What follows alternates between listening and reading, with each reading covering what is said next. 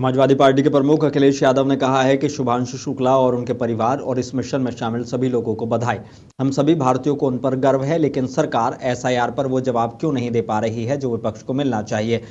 हमें लगता है कि शायद अब सरकार नक्षत्र देखकर ही एसआईआर पर बात करेगी। सबसे अहम सवाल, जब से टैरिफ लगा है हमारे भदोही के कालीन व्यवसायी, मुरादाबाद के ब्रॉन्ज के व्यवसायी परेशान है। इतना ही नहीं, राज्य से चीजें बड़े पैमाने पर अमेरिका निर्यात होती थी, लेकिन आज व्यापारियों की कौन सुन रहा है।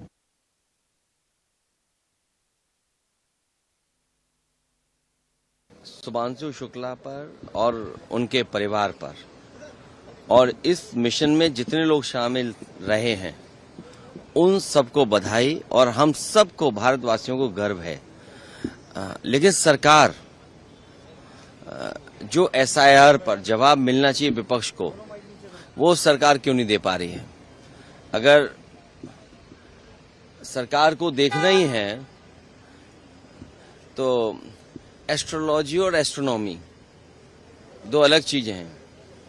सरकार शायद नक्षत्र देख करके ही एसआईआर पे बात करेगी। हमें उम्मीद है कि अब कई साइंटिस्ट एक्सपर्ट उनके पास होंगे, उनसे राय मशवरा लेकर के शायद नक्षत्रों को देख करके जल्दी बहस शुरू कराएंगे।